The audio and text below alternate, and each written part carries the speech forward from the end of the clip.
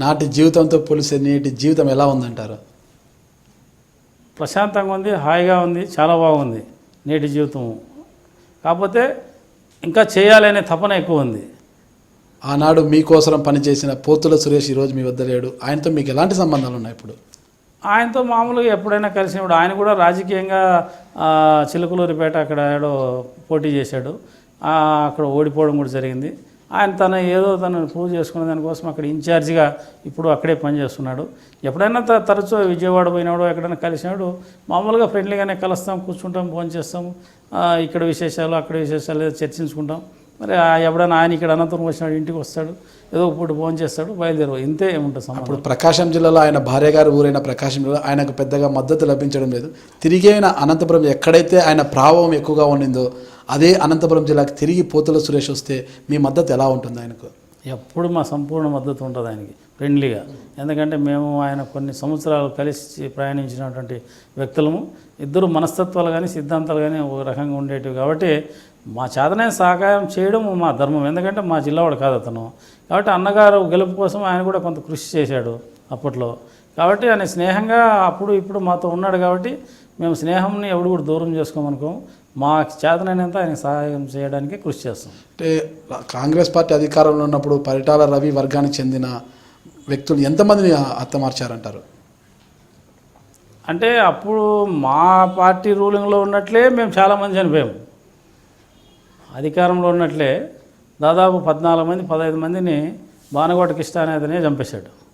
కానీ అప్పుడు గౌరవ ముఖ్యమంత్రిగా ఉన్నారు. కాబట్టి మీరు ఎక్కడే కానీ ప్రయాక్షణ చేస్తే మీరు రాజకీయాలకు దూరం అయిపోతారని చెప్పడం వల్ల మనం అది వద్దనుకున్నాం. కాంగ్రెస్ పార్టీ అధికారంలో ఉన్నప్పుడు ఇట్లా కోట్ రోడ్లో కానీ బళ్ళారులో కానీ అందరినీ ఒక్కొక్కరిని కూడా హతమార్చి వచ్చారు కాంగ్రెస్ పార్టీ హయాంలో. అప్పుడు అలా ఎంతమంది హతమయ్యారు? 40 మంది దాకా హతమైపోయినారు. అంటే ముఖ్యమైన నాయకులందరూ. అవును. పోతుల సురేష్కి రాజకీయంగా మీరు ఎలాంటి సపోర్ట్ ఇస్తున్నారు? రాజకీయంగా ఇప్పుడేం లేదు, ఆయన ఇన్ఛార్జిగా ఉన్నాడు అక్కడ. అనంతపురం జిల్లాకు వస్తే రాజకీయంగా మీరు ఎలాంటి సపోర్ట్ ఉంటుంది? ఆయన రాడు అనంతపురంకి, అవసరం లేదు. చీరాలలో ఇన్ఛార్జ్ ఆయన భార్య పోటీ చేసింది. ఆయన ఊరికి పోయి కూడా ఆయన దాదాపు 35,000 ఓట్లు ఆయనకు వచ్చాయి అక్కడ. కాబట్టి ఆయన ఓడిపోయింది కూడా 8,000 ఓట్ల తేడాతోనే ఓడిపోయాడు. మళ్ళీ కూడా ఆయన అక్కడ ప్రూవ్ చేసుకోగలుగుతాడు ఆయన ఖచ్చితంగా. అన్ని కష్టాలు ఓర్చి అన్ని కష్టాలు అనుభవించిన మీరు ఈరోజు జెడ్పీ చైర్మన్ అయ్యారు అంటే తిరిగి మీ రాజకీయ డ్రీమ్ ఏముందంటారు? రాజకీయ డ్రీమ్ సాధించాలనుకుంటున్నారు మీరు? అసలు ఏదైనా కానీ వెనుకబడిన జిల్లా అనేటువంటిది ఈ జిల్లాకు ఒక చెడ్డ పేరు ఉంది. బ్యాక్వర్డ్ జిల్లా అని, కరువు జిల్లా అనేది ఉంది. కానీ ఈ కరువు రహిత జిల్లాగా చేయాలని గౌరవ ముఖ్యమంత్రి గారు ప్రత్యేకమైన పట్టుదలతో దీక్షతో ఈ జిల్లా కోసం కృషి చేస్తున్నారు. ఆయన చేసే కృషికి సంపూర్ణ మద్దతు ఇచ్చి ఈ జిల్లాలో ఉన్నటువంటి యూత్ను కానీ రాజకీయ నాయకులను కానీ సమీకరించి ఈ జిల్లా అభివృద్ధికి పనిచేయాలి. అందరినీ సక్సెస్ కావాలని కోరుకుంటున్నాము.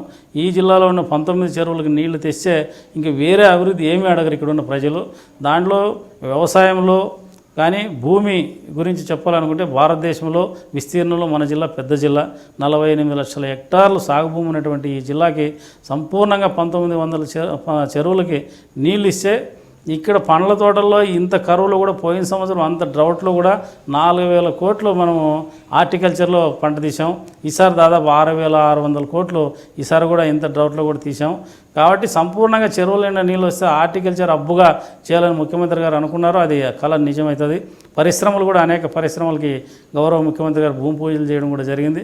కాబట్టి ఆ పరిశ్రమలను వస్తే విద్య, చదువుకునే పిల్లలకు ఉద్యోగాలు, రైతులకి చేతుల నిండా పని, మంచి పంటలు పండే పరిస్థితి ఉంది.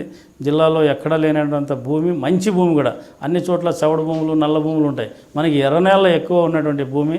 కాబట్టి రైతాంగం బలంగా ఉండేటువంటి ఈ జిల్లాని బ్రహ్మాండంగా సస్యశ్యామలంగా బ్రతికుండగానే చూడాలి.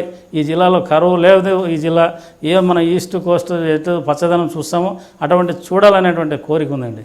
ఇటీవల జరిగిన రుద్రంపేటలో జంట హత్యల కేసు విషయంలో ప్రభాకర్ చౌదరి గారికి రక్తపు మరకలు అంటించాలని చూసింది ఎవరంటారు? ఎవరు అంటించాలనుకోలేదండి. అది మామూలుగా వాళ్ళకి ఏదంటే వాళ్ళకున్నటువంటి మిడిమిడి జ్ఞానంతో వాళ్ళు చనిపోయినటువంటి ఆవేశపూరినటువంటి కొంతమంది వాళ్ళు ఎవరుగా చంపింది తెలుగుదేశం వల్లే, చనిపోయింది తెలుగుదేశం వల్లే అని ఇప్పుడు మనకు తెలిసింది. ఇక్కడ అక్కడ కూడా ప్రభాకర్ చౌదరి దగ్గర ఉంటారు, ఇంకోరి దగ్గర ఉంటారు, అందరి దగ్గర ఉంటారు.